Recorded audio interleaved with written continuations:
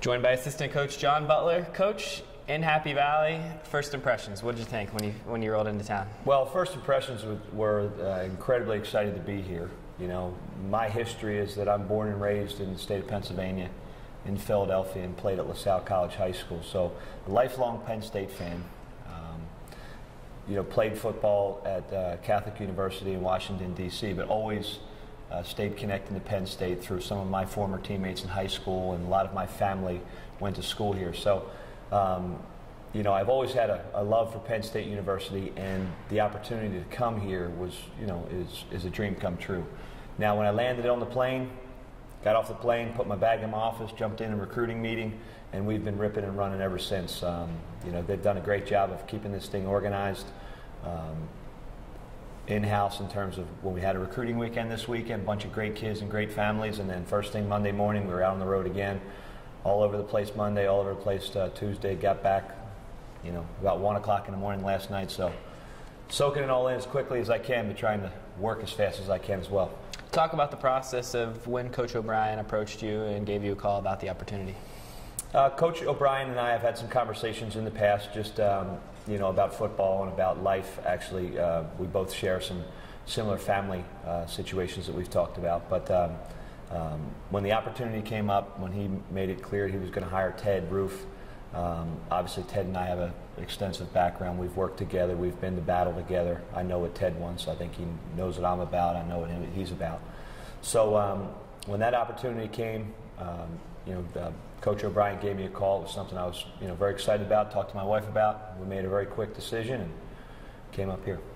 Before you arrived here, what were your impressions of the program, the tradition, the success? You coached here against Penn State with Right. Minnesota. Talk about your impressions before you got here. Well, outside, because, you know, I would love to say I was an insider, but, you know, being from Pennsylvania, you're still an outsider in terms of just seeing the program, always having a great, you know, admiration for Coach Paterno and the staff that they had here, and a lot of the players that they had here. Just tough, hard-nosed, physical, guys that looked like they loved football, always played very, very hard, had a tremendous passion for Penn State. I joke with, you know, one of my friends that a lot of people in this community know has a huge Penn State family. All three of them were starting offensive linemen for Penn State. And we watched the 1986, well, it's the 1987 Fiesta Bowl, but it's the 86 National Championship season, I believe. We must have watched that until the tape broke. And Pete Giftopoulos intercepted that pass all throughout our high school years. 87, 88, 89, and 90 were our 4 years in high school. So we would watch that tape over their house over and over again. And, you know, we just, all of us in that community had a great love for Penn State. So it's just a dream come true to be here. Talk about your coaching career up to this point, your journey to get to Penn State. Quickly, going forward, I'll start at the beginning. I played football and basketball at Catholic University in Washington, D.C. It's a Division III school.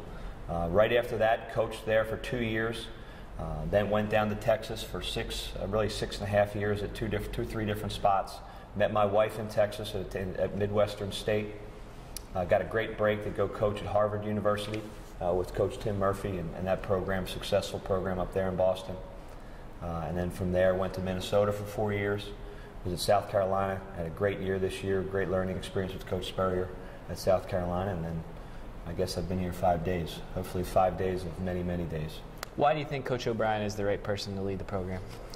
Well, what I know about Coach O'Brien is that, you know, he put a staff together of people that share very similar qualities. You know, extremely smart guy, very well prepared, a passion for football, a passion for winning and developing players on the field and off.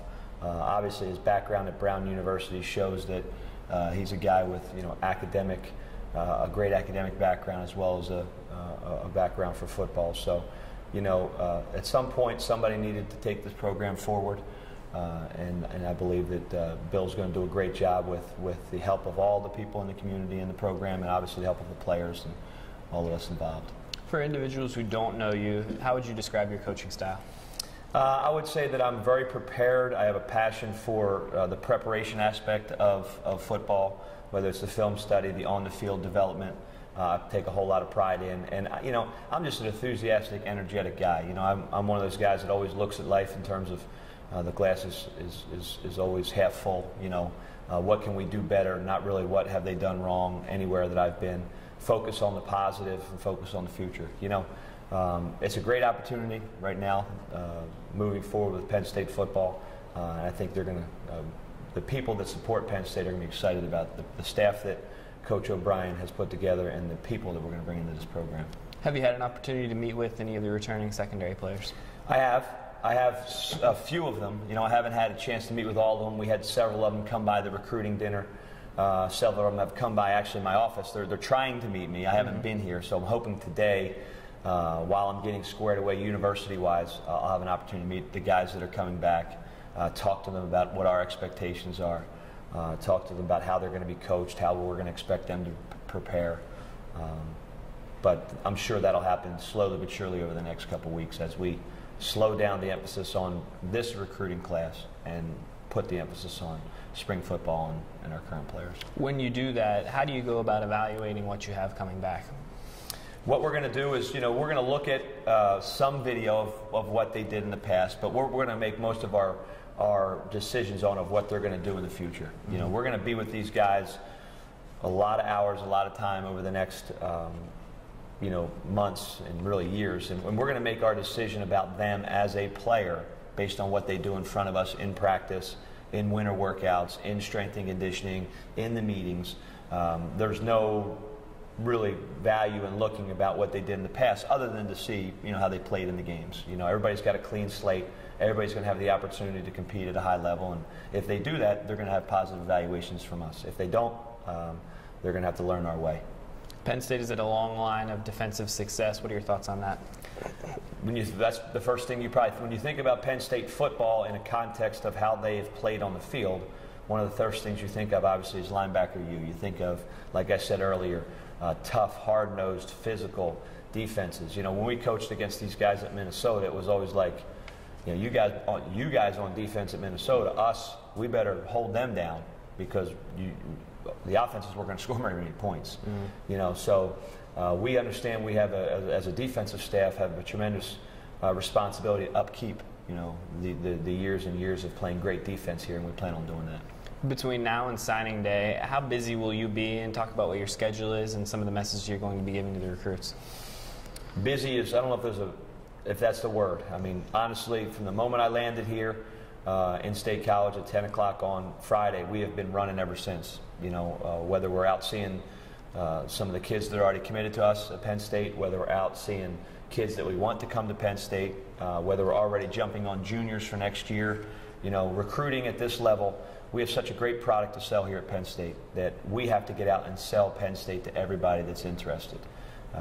And even some that aren't, we're going to get them interested, if you know what I mean. But that's a process that really never ends. I mean, I drove in town last night, got in about 1:30 in the morning from out in Pittsburgh area, woke up this morning, get myself squared away. I'll be back out tomorrow. We'll have a big recruiting weekend on Friday, Saturday, Sunday. We'll be back out on Monday.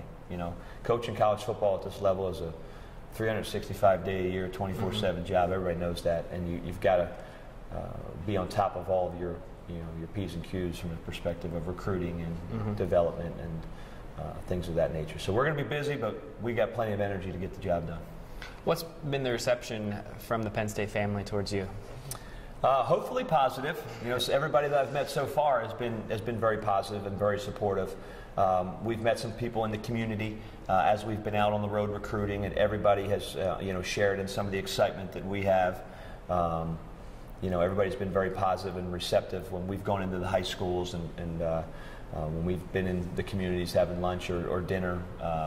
Things have been very positive, but we understand it's a daily process of, just like with the recruits, we've got to get them to get to know us on a daily basis. We can't just come in and say who we are and get everybody to believe us. We have to, the proof is in the pudding. The proof is in what we do on a day-to-day basis, recruiting in the community, acting within the community of Penn State, getting them to know what our missions, our values and vision are, so that everybody can make sure we're all on the same page together. But so far it's been good, and each day hopefully it just gets better and better.